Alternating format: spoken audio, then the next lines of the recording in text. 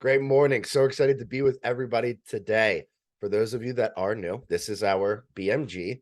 And again, the topic is on the law of attraction. So again, everybody received a PDF. If you could just pull that PDF really quickly, either have it up on your screen or print it out. A couple of these things are going to be very helpful, very important. So before we dive in, real quick, has anybody here used the law of attraction before?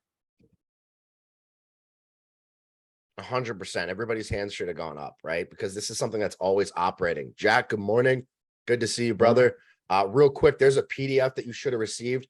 If you could pull that up on your screen, it was sent out last night around 7 p.m. So again, real quick, guys.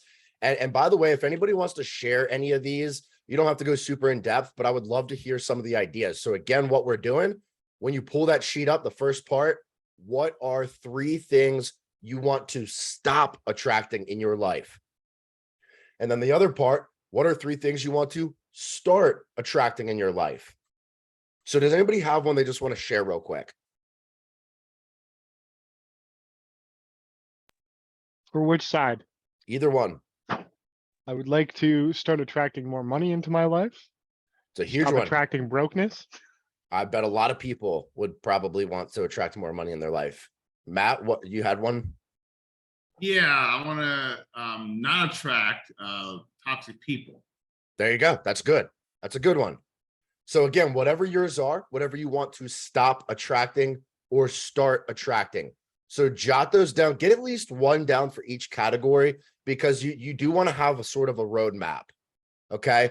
I'm going to read a real quick excerpt as people are jotting this down, because here's the thing. What you need to realize is that the biggest concept of the law of attraction comes down to 2 components: the conscious mind and the subconscious mind. We hear these terms very often, but a lot of people have no clue what it means. So here's a book that is actually one of my absolute favorite roadmaps. Now, you may hear Napoleon Hill. Anybody heard of Think and Grow Rich? The whole premise of that book is what we're talking about today. If you want to go a level deeper, this is probably my favorite one. The Power of the Subconscious Mind by Dr. Joseph Murphy. So many nuggets, lots of stories, lots of good stuff. So I'm going to share just a really, really quick excerpt here. So this one's on Pott's disease that was cured. And again, I'm just reading this. So in the Nautilus magazine of March 1917, there appears an article about a boy suffering from Pott's disease, or tuberculosis of the spine, who had remarkable healing. His name was Frederick Elias Andrews of Indianapolis, now minister of Unity School of Christianity, Kansas City, Missouri. His physician pronounced him incurable. He began to pray, and from a crooked, twisted cripple going about on his hands and knees, he became a strong, straight, well-formed man. He created his own affirmation, mentally absorbing the qualities he needed. Almost done, guys. Bear with me. He affirmed over and over again many times, I am whole, perfect, strong, powerful, loving, harmonious, and happy. Now, again, if you guys have seen that manifestation technique by Napoleon Hill, that's what we're talking about here. He persevered and said that this prayer was the last utterance on his lips at night and the first thing in the morning. He prayed for others also by sending out thoughts of love and health. His attitude of mind and way of prayer returned to him multiplied many times. His faith and perseverance paid off with big dividends. When thoughts of fear, anger, jealousy, or envy drew his attention, he would immediately start his counteracting force of affirmation going on in his mind. His subconscious mind responded according to the nature of his habitual thinking. This is the meaning of the statement in the Bible, go thy way, thy faith hath made thee whole. So really what we're talking about here, guys, is with that repetition. So, okay, we're on the law of attraction. How does this play in? If everybody has a pen or pencil, if you can grab a pen or pencil real quick, this is going to sound a little weird, but if you've got a pen or pencil, just go ahead and hold it up above your screen real fast. Okay, so when you have your pen or pencil, now everybody's in a different area of the world. Okay, so what I'm going to ask you to do is go ahead and drop it. Just wherever it lands, just right now, just drop it. What happened? Matt, what happened to your pen or pencil? It dropped. Where are you? Florida? I'm in my chair. What state? Insanity. I'm actually in Florida, yes. Okay, Jack, what about you? What happened to your pen? It dropped. That's crazy. Where are you? Austin, Texas. So we got somebody in Florida, we got somebody in Texas. Jen, what happened to your pen? Fell in my lap, And where are you? Minnesota. All over the place. Here's the point, guys. That is the law of gravity, right? It is always operating. The same thing is true with the law of attraction. It is always operating. It doesn't matter where you go or what you do, you are constantly attracting things into your life. Okay. So just like dropping that pen, we all had the same outcome. It didn't matter where we were. With the law of attraction, that is going to be the same thing. It is constantly operating and always there. So let's really dive into this. I'm going to share my screen with you real quickly. Again, I hope that you got 3 things that you want to stop attracting or 3 things you want to start attracting. Okay. I'm going to do a really quick breakdown of this. So you can think of it like this. You've got the top half, which is your conscious mind within our control. And then the subconscious mind, which is the bottom half. This is always operating. It's there, right? So I'm going to do a quick breakdown for you. The conscious mind, this is everything we feed into it. This is constant. This is everything from the people we surround ourselves with, the places that we go, the books that we read, the music that we listen to. Everything is constantly feeding our conscious mind.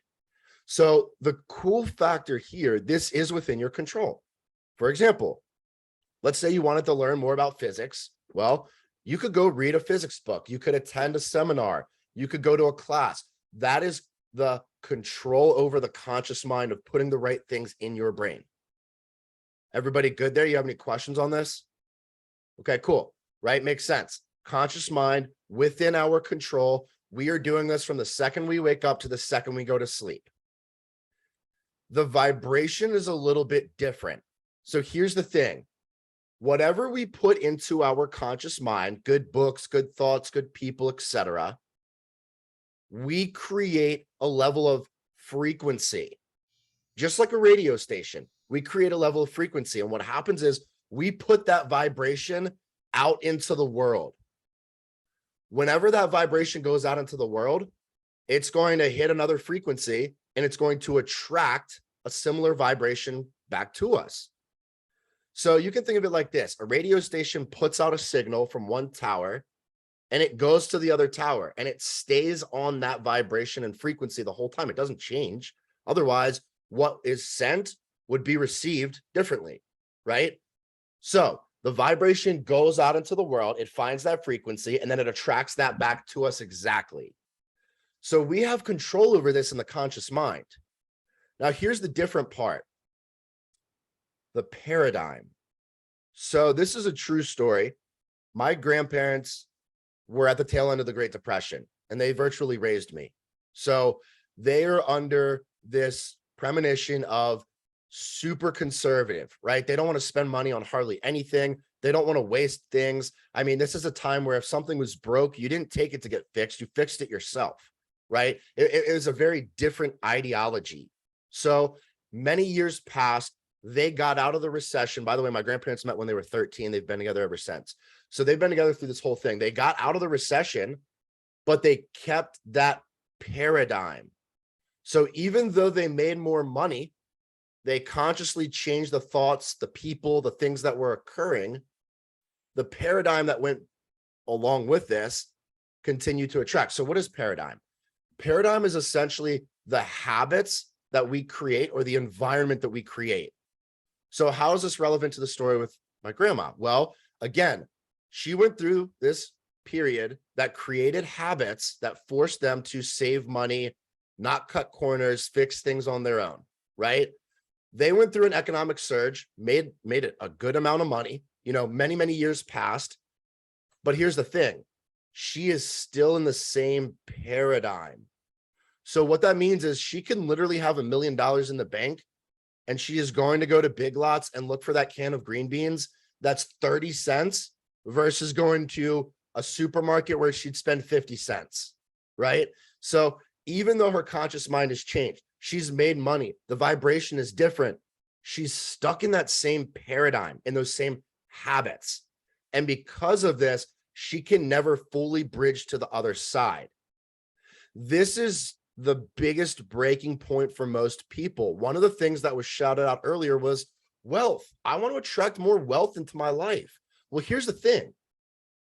You can consciously put all the right information in. You can read the right books and listen to the right people and create new circle of influence and do all of these things. But if your spending habits and your saving habits don't change, the paradigm stays the same, you will never break into that new mold. You've got to change all of it. And it's all tied together. So you can think and feel the right things, but if you don't put them into the proper actions, it's not going to attract the right results back to you. I'm going to share another story really quickly on the subconscious. And this is a very, actually, let me switch this because I have a really dark story, and the dark story always sticks with people, but it's not super positive. So let me do a little bit of a different one. I'm going to share one on the wealth side because this is our topic. So again, this is just a really quick excerpt from the book. I'll read this again. I have talked to many people during the past 35 years whose usual complaint is, I have said for weeks and months, I am wealthy, I am prosperous, and nothing has happened. I discovered that when they said, I am prosperous, I am wealthy, they felt within that they were lying to themselves.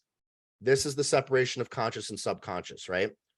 One man told me, I have affirmed that I am prosperous until I'm tired. Things are now worse. I knew when I made the statement that it was obviously not true. His statements were rejected by the conscious mind, and the very opposite of what he outwardly affirmed and claimed was made manifest. Your affirmation succeeds best when it is specific and when it does not produce a mental conflict or argument. Hence, the statements made by this man made matters worse because they suggested his lack. Your subconscious accepts what you really feel to be true, not just idle words or statements. The dominant idea or belief is always accepted by the subconscious mind. So this goes back to the importance of the vernacular that we use. What you have to realize is, again, you can change the conscious, the vibration, but if you're not changing that paradigm and if you're not fully bought in and having faith in that outcome, your subconscious mind's going to sit back and go, no, you're delusional, you're crazy. You're not full of wealth right now. And so that's where you have to make the distinction. Now, again, we talked about Napoleon Hill and his manifestation technique. Super powerful. You write in great detail what you're looking to acquire, and you read it in the morning and you read it at night, right? And then what happens is you start to seek this everywhere. But subconsciously, you got to make that shift. So the subconscious is extremely impressionable. This is more linked to our nervous system. Right now, everybody on this call, you're breathing, but you don't have to stop and think about breathing. Your blood is pumping and flowing, but you don't have to stop and think about that. That's what the subconscious is. It's constantly operating. It doesn't ever go off, right? So an experience will happen, and then we divulge or create our own emotional interpretation based on that event, and then that becomes our reality.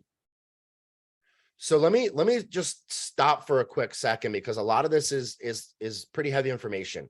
I'm going to stop sharing my screen and just hop on real quick and see what questions or thoughts or feedback or stories even that anybody has that's relevant to this real quick. So anybody that wants to jump in, Bob. So I'm going to jump in because I do have to leave at 9:30, but I love the way you outline it. And the thing that is, and I love the way you say that it is there like gravity, which it is. The very important thing that I have learned about manifestation is the vibration, the frequency at which we attract things, because it's the frequency and the vibration that is going to attract what you want. And that when you listen to Napoleon Hill or you listen to whatever it was, that excerpt, he was talking about the feelings they were getting. He wasn't talking about getting more money. He was talking about the feelings of what he was looking for. And the feelings and the vibrations are very close together. And so the paradigm is very strong in that it changes our feelings. we may consciously say, I want more money. We may feel great when we say we want more money, but when we have a paradigm of lack, it produces a feeling of lack. It produces the vibration of lack. When your subconscious is working from lack, you create feelings and emotions and the vibrations of lack. So it's really those two. We can learn to train them, our paradigms, easier. Subconscious, you can change. The thing about subconscious, people say, well, I'm not aware of it. It's just working. That's not so true, because I like what you say about, we're breathing. Sometimes we breathe heavy in a situation, but we can relax our breathing when we're aware of it. That's right. So we're aware that our subconscious has kicked in and our vibration has gone down.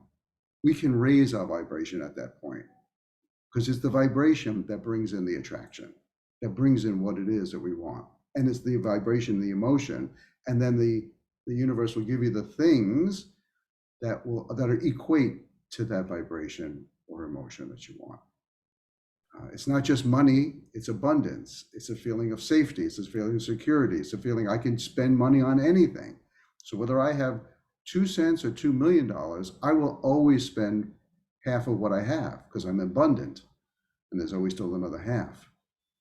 It's the feeling of abundance that I want more than more money, in a sense. I don't know, I'm rambling, but that's. I love that. It's, tying the feeling to the emotion of the good side versus the bad side. And what you just unveiled a lot of good memories is that all things on earth are made of 2 things, energy and matter. And so when we talk about the energy component, that's really what the frequency is people don't express energy. We are energy. And so when you're operating on that vibration, that frequency, it's basically you sharing that level of energy with other people. So there's one quote relevant here to what Bob just said, and this is one of my favorite quotes. What we resist persists through manifestation. What we resist persists through manifestation. So let me explain it to you like this. If we were, let's say we just bought a new house and there was like a crack in the foundation or something weird like that, right, Miles? And so if you bought a new house and there was a crack in the foundation and you said something like, oh my gosh, I'm so upset, this crack is here. Like, what the heck? I just spent all this time buying this house. I put all this energy, all this effort into buying this house. And now this freaking crack is here. My basement's going to flood. And what we resist persists through manifestation. So when we focus all our effort and energy, like Bob was saying, on that negative content, then what happens is we're giving it fuel. And then we keep focusing, festering, energizing that. What do you think you're putting out into the world? That same exact thing. And so when you put that out into the world, other people see that and they want to relate, and then they come into your world. And now you've drawn these people in. And so often we go throughout life and we create these small paradigms, these habits that aren't conducive to what we want. And because of those habits, we draw the wrong people into our world. And then we wake up 3 years down the road and we're like, who are these people? Like, I don't recognize any of these people. I feel so lost, and then you realize, okay, well, I've done all these tiny habits and I've attracted these people into my life. And now this is my life. So great points, Bob. Keegan, sort of piggybacking off of that, I forget what the name of this is, but you buy a red Volvo, and now you start seeing that same Volvo everywhere on the road. And it's not because they started making more of them. It's just because you're more aware of it now. And so you're seeing it more. And I think that works the same exact way as what you were saying.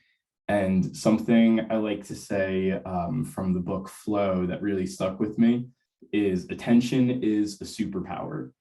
And so if you're able to harness and hold on to that attention and be intentional with what it is that we're putting it on, that can sometimes be a way to manage those the frequencies and the energy that we've been talking about. I love that. So Miles is talking about the reticular activating system. And the reticular activating system is a small strand in the back of your spine that processes information. So when it goes through the brain, essentially it is processing 3 particular sensory acuities, and that would be sight, sound, touch. And just like Miles said, you're spot on. if you focus and put your energy towards a particular thing, it's not that the vehicles, it's not that there are more of that particular vehicle on the road. It's just that now that we've put our concentration towards it, we see more of them everywhere, right? Because we're attracting that back into our lives. So we have used our senses to see, hear, or touch that particular outcome. So that's a really big one. And then also, and the reticular activating system can be used to your advantage in a lot of different ways. But essentially what you're doing is you're stating that is the gatekeeper, the conscious mind, and you're intentionally seeking those things. And then that trickles into your subconscious. When you can leverage the subconscious, your body is going to be looking for those results when you're sleeping, when you're not thinking about them, when you're doing other things, because the subconscious is always operating. So the other part of that is that one of the things, and I've done a lot of research on this lately because I'm just fascinated with the concept of what Miles said there is focus. Where are you putting your effort and energy? All the time I hear people say things like, oh my gosh, I have so much to do, I don't have enough time. And it's like, yeah, but if you really did a time audit and you looked at the 24 hours that you have in a day, why don't you start measuring the results that you're getting, not the output of energy, and see, are you really producing anything? Because it comes back to those 3 points of focus. And basically you have inner focus, outer focus, and other focus. Inner focus is obviously ourselves, right? We focus on things that are within us, things that are going on relevant to our world, our needs. Outer focus would be things that are doing this for other people, right? It's relevant to other people in their world, but it still ties back to us. That would be like a leadership position, for example. If you're in a leadership position, you have a team, you've got people that you need to produce results. Well, there's an outer focus. You've got to outwardly focus energy and effort to them for them to get those results. And then there's an other focus that doesn't necessarily tie back to us at all. So, back to Miles' point about the reticular activating system is you can harness that focus and that energy to leverage your senses, sight, sound, touch, and bring those things back to you, right? But this all comes back to the concept of law of attraction. And so we'll do a pivot here in just a second, but I'm curious if anybody else has any last minute thoughts or questions or comments on this topic right now. Can I just say something before I leave? Because I'm going to have to leave in about 2 minutes. Right. I just want to go on to the focus part that you just talked about, which is so true. And for everybody that may or may not know, but I've been working with Keegan now for almost 1.5 years. And his one job for me was to get me focused, because I cannot focus. And what you said for sure, Miles, is true. I focused on my business and I focused on what needed to be done. And I focused on a singular goal. And it has helped me tremendously. I mean, I know exactly what you're talking about. I've known that all my life, but for whatever reason, I could not focus. And focus brings me what I want. Absolutely. It's a big part of this. You cannot dismiss it. So, and I got to say, if anybody wants focus, and if anybody is not working with Keegan, work with Keegan immediately, because he did something that nobody else in the world can do, and he was able to get me to focus. The other is the resistance. Just to go back to resistance, resistance is a vibration, creates a vibration itself.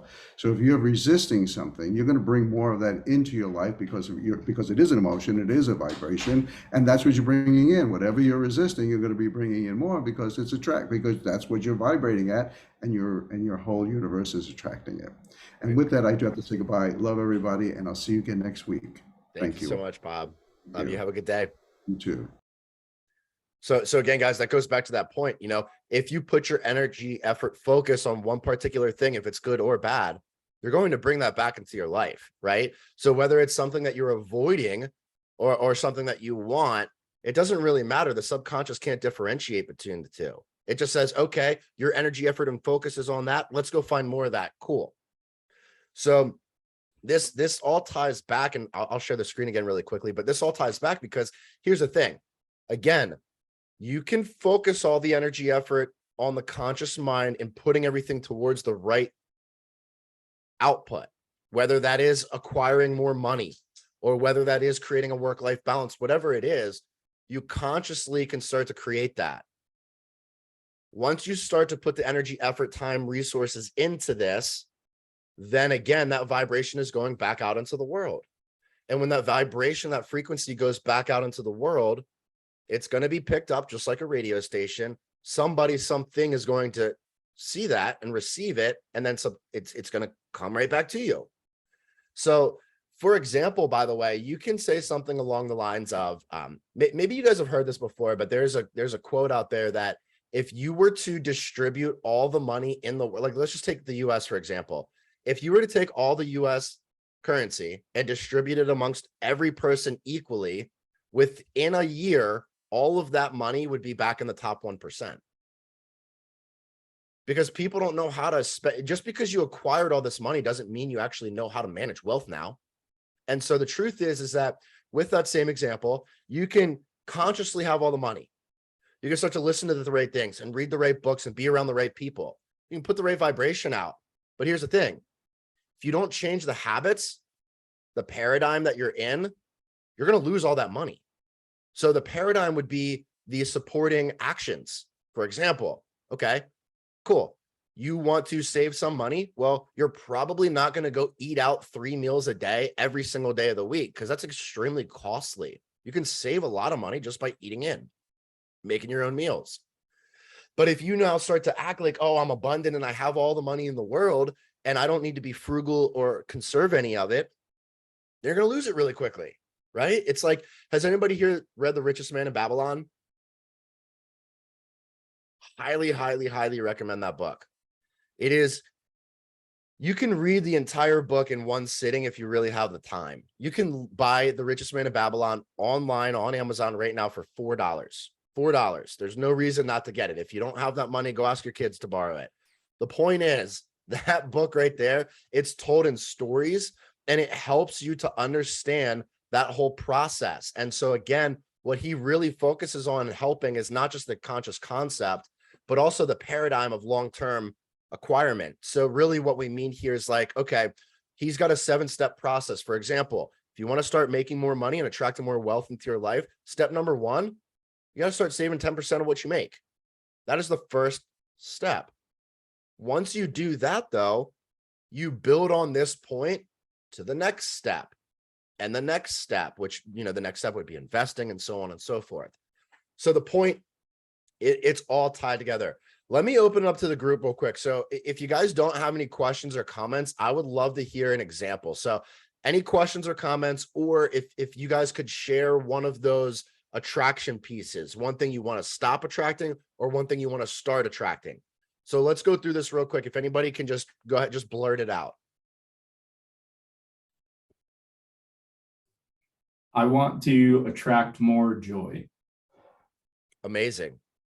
So let's talk through this as a group real quick. So Miles, what in your conscious mind could you start doing to attract more joy? In moments where I'm feeling joy or I'm experiencing joy, I could sort of just point my attention, that big lamp, onto those feelings and those experiences more. 100%. That's a beautiful example. You know, so going to acquire more joy, well, do things you like. You know, interestingly enough, they did a study on the top 1% across the entire world. And they said, what are the top 3 words that you would share with somebody? Because all the time in culture, we hear what? Grind, hustle. We hear those things all the time. And people that are coming up on this wealth pursuit, they usually think that that's the only way to acquire it. But the top wealthiest people, their number 1 word was joy. And so just like what Miles is saying here, you focus the light on those good things. Okay. And then what's going to happen with your vibration? Just without much more effort than just pointing the light on it, my subconscious mind is just going to be looking for those feelings more. And then suddenly, next thing you know, I found joy pouring a cup of coffee. There it is. There it is. And you start to look for it more. You know, and that's one of the things, by the way, that's why I love whenever we jump on calls, whenever I'm with people and we jump on calls, that's the first thing is we don't want to talk about the wins. Well, why? Because you start to look for the good. And if you know that on a week-to-week basis, the next time we meet, you've got to put out all those wins, you're looking for them constantly.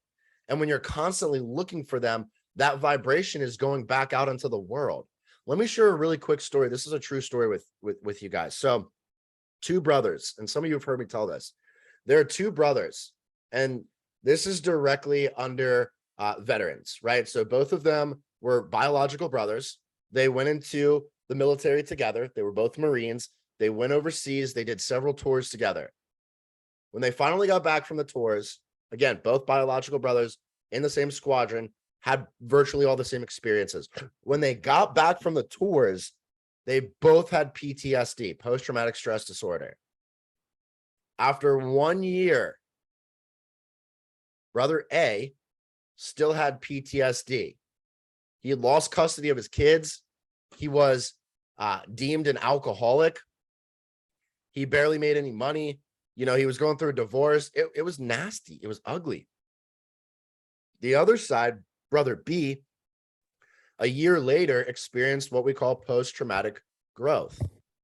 And so statistically speaking, any person that goes through PTSD, 90% of them can actually achieve PTG, post-traumatic growth. But again, statistically, only 10% ever do. Why? That's crazy. So the point is that when both brothers experience these very serious, very traumatic experiences, one sat and focused and festered on all of those negative things. Oh, this is what happened to me, victim mindset. This is what happened overseas. These are my emotional interpretations, and held on to those. Brother B took a very different approach. Like Miles was saying, and seeking that joy and making that change, he focused his energy on optimism. What is all the good from this? Now, in this particular story, my three favorite questions come up. What can I learn from this? What is the opportunity here? And how can I use this to impact other people? When you ask yourself those three questions, you no longer focus on the negative, on the trauma, on the bad. And so brother B was able to not only start a successful business, have a great relationship with his wife and kids, not drink at all. He became a symbol of growth. And he went from that negative, dark, cold place to this light that he shared with his community, and that opportunity, and to show people what was possible. So again, all of this comes back to the fact that, look, good and bad is always there. Any person on this call could probably list off 10 bad things in the world right now. I guarantee it. The bad is always there, but guess what else is always there? The good. And so if you want that joy and you're seeking more joy in your life, when you focus there and you say, oh, wow, I can be happy about this. Yes, this bad moment occurred, and I'm not going to give it energy or fuel. I'm going to look at the good. What's the opportunity here? Oh, well, the opportunity is this. Great. Now I'm still contributing to the good and the positive because I'm not looking for bad. Misery loves company. If you stay in the situation of looking for bad and being miserable, other people are going to be miserable too, and they're going to come attract themselves to you. If you stay in that conscious place of being impoverished, other impoverished people are going to be attracted to you. So anyway, Miles, I'm sorry, I didn't mean to get on a tangent, but we talked about the conscious part of the joy seeking. And then what we really just went through was the vibration. So we touched on the paradigm, but just asking you, when we are on this paradigm content, what do you think are the small habits that you could implement to maintain this joy?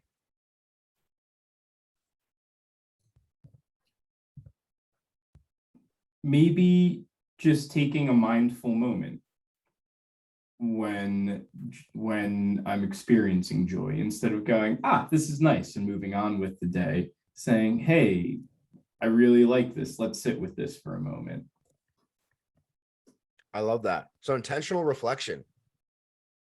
And that takes a level of self-awareness. But if you're seeking more joy, you go through your day to day, maybe you go outside on a quick walk, you bend over and you find a historic penny or something. I don't know, from the Buffalo Native Americans, who knows?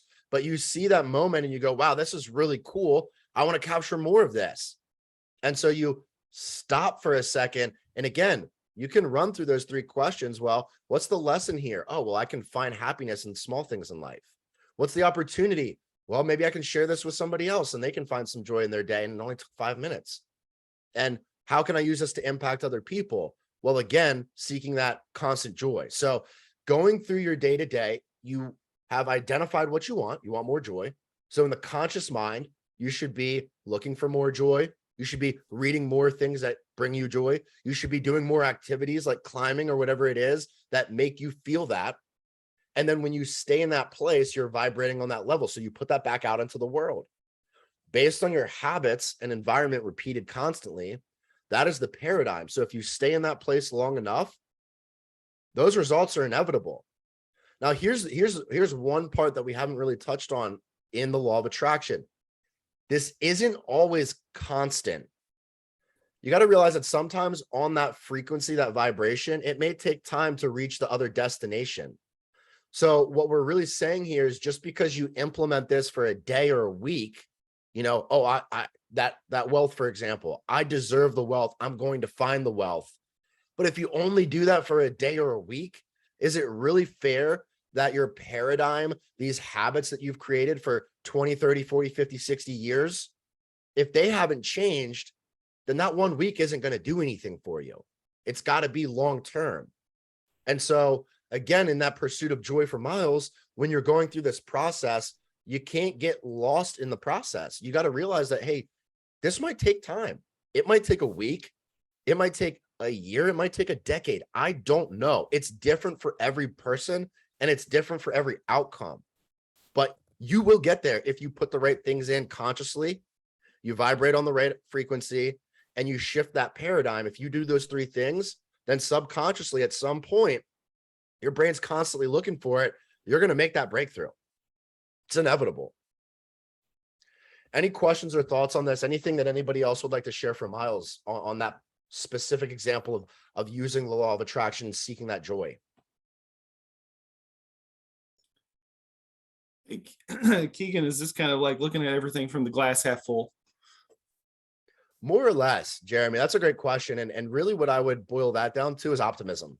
That's really all that comes down to. When we go back to that exact example with the two brothers and they both had PTSD when they got out of war, and a year later, the one still had PTSD while the other had PTG, all that boiled down to was the same thing that Jeremy just said, optimism. It's like, look, guys, they both went through traumatic experiences. They both had all the reasons to stay in that place. Yeah. But when they looked for the opportunities, the lessons, and the way of impact, it shifted everything. Yes, the bad was still there, but when they stayed focusing and festering on that bad, they just attracted all that back, because what you resist persists by manifestation. Whereas the other brother said, you know what? Yeah, I recognize that the bad is there and I'm self-aware enough to see it, but I'm not going to let it control my life. So it happened, it occurred, but guess what else? I also see all this growth, all this beauty, all this love that's out there in the world. So I'm going to go harness that. And based on that perception and that optimism and that continual relentlessness of showing up every day, even in the face of this trauma, you still find the good. So yeah, great question, Jeremy. But yeah, you're absolutely right. It's that perception. It comes back to the bad is always there. It's inevitable. But again, if you continue to focus and fester on the bad and the things that you do not have, you're going to continue to not have them because you put all the energy and focus on them. So great point. So anybody else? So again, real quick, guys, if you have something that you want to stop attracting into your life or start attracting into your life, would love to hear it. And I feel like the group would have some really good feedback so we can kind of help give direction on implementing this today. So is there anything anybody wants to throw in from one of these two categories? Something you want to stop or start attracting?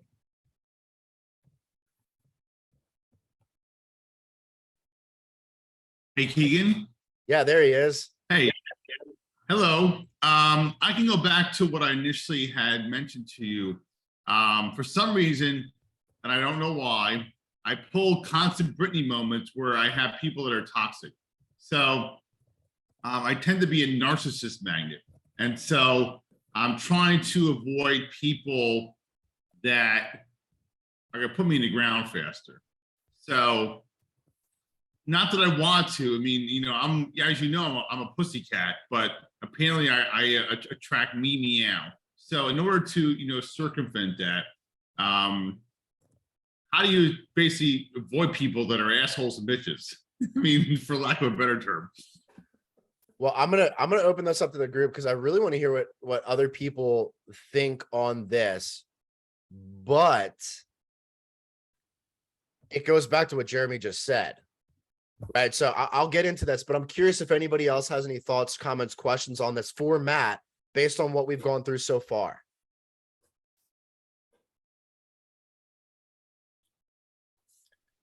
Here's what I'd say, Matt. Here's the deal. That I think that quote comes up exactly here. What we resist persists through manifestation. Well, how's that relevant to you? Well, it's relevant to you because every single time you go to meet somebody, whether it's a networking call, or maybe you go to the grocery store, you go to get lunch or whatever it is, all the time, what's the first thing that you're doing? You're going, I hope this person's not a narcissist. And you're persisting that energy, right? You're saying, oh, I hope this person's not egocentric. And when you do this in these environments, the conscious mind is putting all the energy, effort, and focus on what? Avoiding a narcissist. And so because that's what the energy, effort, and focus is on, that vibration is going back out of avoiding a narcissist. And because it's focused on that one word, the narcissist part, well, that's what you're attracting back into.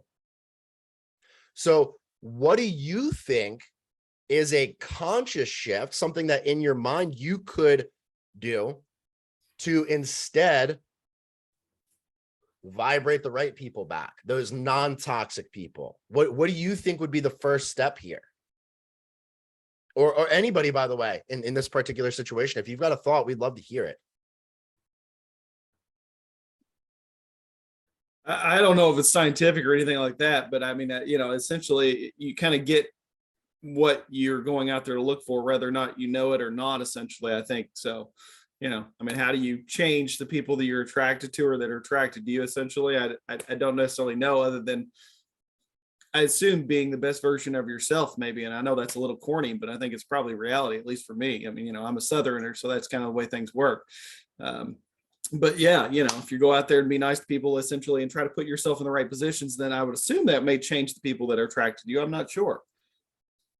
Well, I mean, couldn't you also assume that it's also the law of averages, where you can't necessarily know per se if somebody has those traits, and you see a certain pattern in somebody where they'll have certain characteristics about themselves that either are conducive or not. And so if you have chemistry and symmetry with somebody and they're not throwing up, more flags than a lifeguard, then at that point, I think that would sit there and say, okay, maybe this person is a narcissist. Or you just base it on their mannerisms and their conversations. Is it all about them? Can they actually speak about somebody else? Because I know a lot of the prerequisites of a narcissist, but I also know when somebody isn't narcissistic. And so it's just a matter of, I guess, weeding out the undesirables.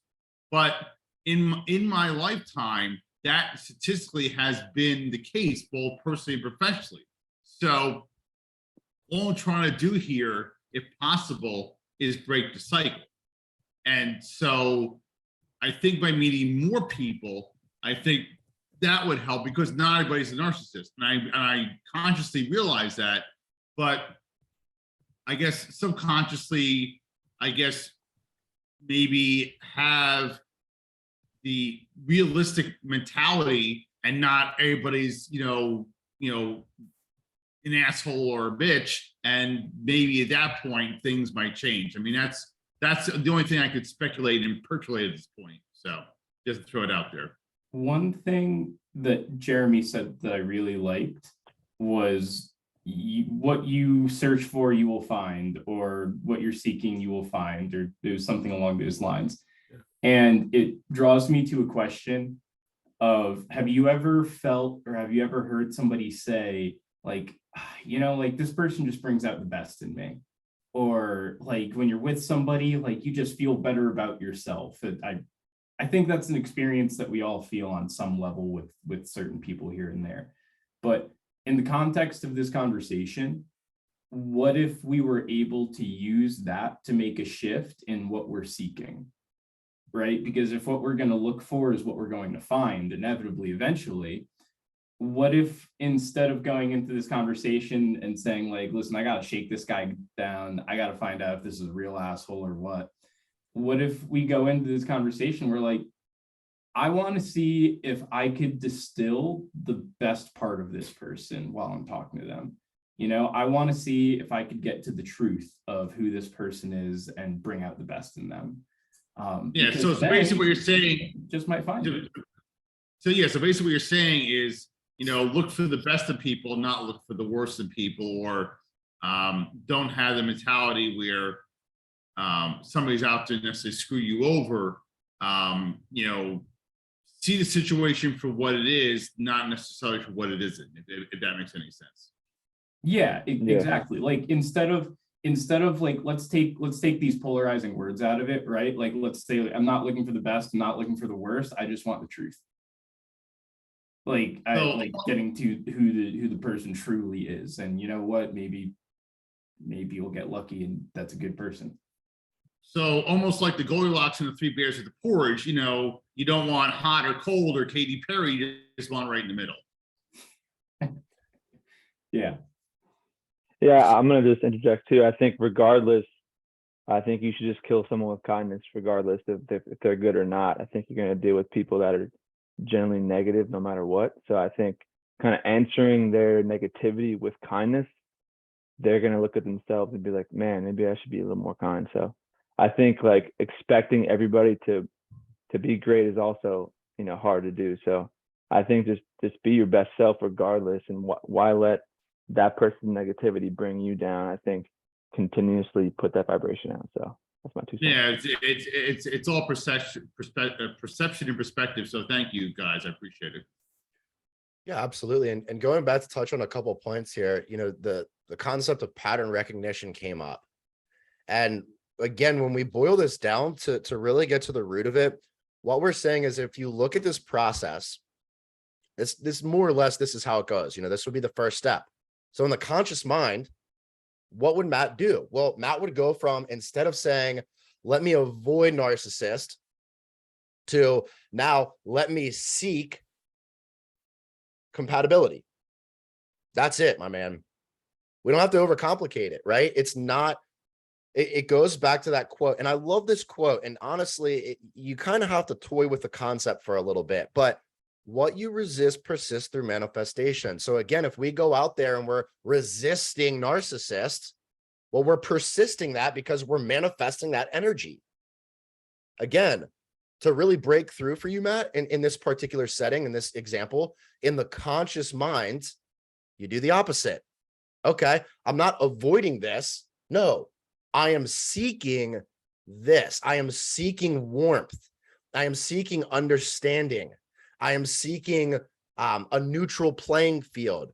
Instead of looking at the things you want to avoid and persisting them and manifesting that energy, you want to start looking at the things you do want to seek. So let's use the wealth example for this exactly.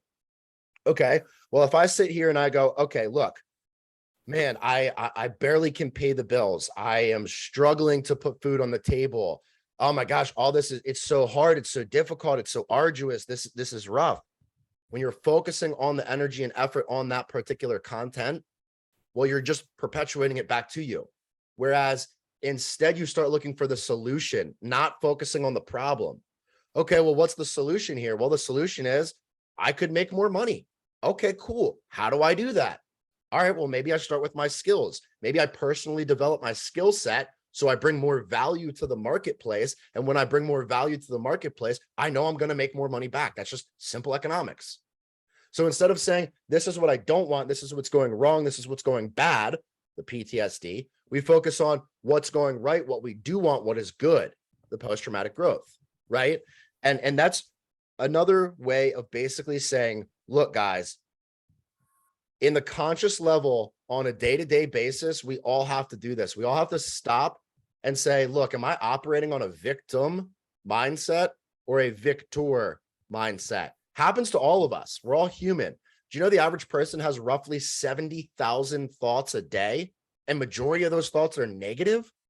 So it's not to say that you are superhuman or inhuman. No, we all have negative thoughts, but you have to stop and recognize them and say, look, I see you. I'm just not going to give you any energy or focus, because what happens is most often people get caught in a perpetual emotional loop, right? We have two types of focus. We have emotional focus and rational focus. And so we get in that emotional loop. We might avoid it for a second. It's kind of like a Matchbox car on one of those tracks. It's like you get all this gumption and all that energy as soon as it comes out of the gate, and it starts to go around the turn and it starts to lose it and lose it. And it gets slower and slower and slower. And then it hits that point again. It speeds up. That's the emotional loop. Right when you're about to break it, you hit it again, and then you give it more energy and effort. So again, for you, Matt, in this context, in avoiding that narcissist, for you on the conscious level, it is as simple as this. Instead of avoiding those narcissists, start looking for what you want, and you will attract that energy back, because your vibration will be, instead of, oh, let me avoid this, and put all your energy there. It is, oh no, I'm looking for people that are more like this. And then you're going to find more of those people. Okay, so basically what you're saying in nerdy terms is look for Luke Skywalker, not Darth Vader. That's it. That's it. And that might be a silly example, and any guy or gal that's on this call that's a nerd like laughed. But the truth is that really actually is a great comparison. I mean, you have a dark side and you have a light side, and whatever side you give your energy and effort to is what you're going to attract back. The subconscious mind cannot differentiate between good and bad. That is a human construct, right? In the animal kingdom, if an animal goes out and kills another animal, that's not good or bad. That's survival. In the human domain, if we were to go kill another human, that's bad, right? When we're talking about this on the subconscious level, the subconscious doesn't know good and bad. It just always operates. So wherever you put that energy or focus, it's still operating. You're still breathing, right? Your blood is still pumping. Okay, well, if I'm focusing on the good, not, oh, I am wealthy, again, back to that example from the book, well, no, the subconscious mind's going to stop you there, because it's going, well, no, you're not. You're delusional. You're not wealthy, and that's what you're seeking. Okay, great. I am seeking this because it brings me this, not I'm avoiding this because it gets me that. So anyway, guys, we're almost out of time here. Any last minute questions or thoughts that is relevant to this concept before we wrap up?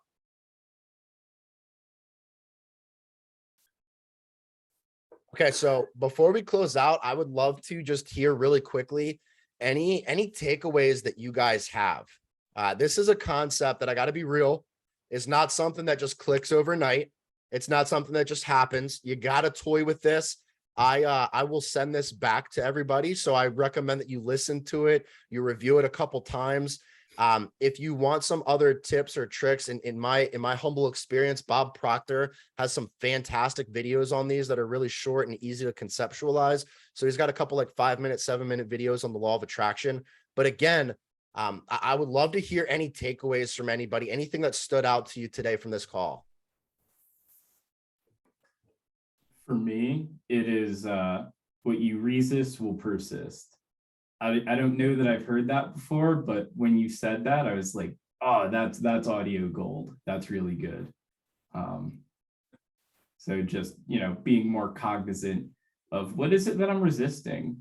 That's And right. am I accidentally doing the opposite of what I'm setting myself up to do by so willfully resisting this? Beautiful. Absolutely. Great takeaway, right? Are you persisting the right or wrong things based on the energy that you're putting out and the focus that you have?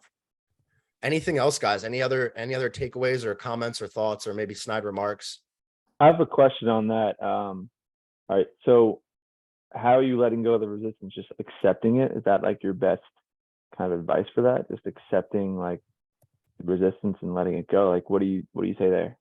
Well, I think it goes back to those 3 questions. And essentially, to answer your question, the root of it is you just shift from that negative construct to the opportunity construct. So if I'm in that situation, if I'm resisting something and I keep seeing it, again, it's because our focus is on it and we're either in a rational or emotional loop. So if it's an emotional loop, we get frustrated because we're not getting this.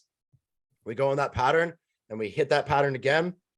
We see those emotions, keeps going. So really it comes down to, yes, we recognize things happen, but we're not giving energy and effort to them.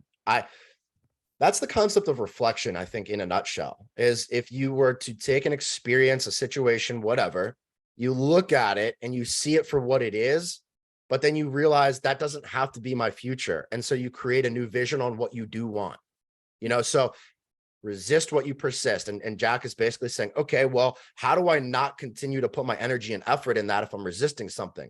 You look at the opposite. Okay, that's what I do not want. What is it that I do want, right? I do not want narcissists in my life. What is it that I do want? I want tranquility. I want calmness. I want people that I can speak with openly, with authenticity, where I don't have to feel like I've got to quiet my voice. That's what I do want. Okay, great. Capture that in a sentence and then go find it. It's out there. Wealth. Okay. You're sitting here saying, oh, well, I'm resisting that poverty. I'm barely able to pay for the bills. I can't eat. Oh my gosh. And you focus all your energy and effort on that. No, shift it to what skills do I have to make more money so I'm not stuck here? Okay, cool. Let me go put all my energy and effort in that. Oh, you're a really good writer. Maybe you can pull up some vlogs. Maybe you get on Fiverr. Maybe you find a way to use that skill set to bring in some more money. Okay, great. Now you're not focused on what you don't have. You're focused on the skill sets that you do have that will help you get what you want. Anything else, guys? Is it just a mindset? I think it's pretty much just a mindset, is it not, Keegan? Well, yes and no. Great question, Jeremy. I think it comes back to that idea that all living things, everything on earth, is matter and energy. So when we look at the conscious mind, it's kind of like a trickle-down effect, right? The conscious mind's the gatekeeper. And once we let certain things into the gate, that's going to trickle down into our subconscious. So as much as it is a mindset, the subconscious is always operating. So we got to be really clear on what we're consciously putting ourselves into. What environments are we surrounded by?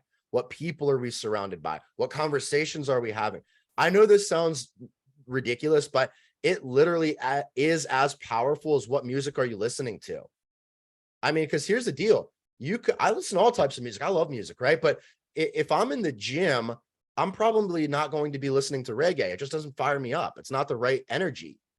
But 10 o'clock. When I'm out of the gym, sure, that's cool, right? But it's you got to look at what you're putting your energy and effort towards. Where is all of that output going? Where are you spending the time? So anyway, guys, I thought this was awesome. One last thing to leave you with. Remember that just like that pen example and gravity, the law of attraction is always operating. Based on some of the things we came up with today, don't focus on what you do not want, because again, what we resist is going to keep coming up because that energy and effort is manifested there. Instead, focus on what you do want and the things that you are going to acquire and gain. Love you guys. Thank you so much for your time. If there's anything else I can do, reach out.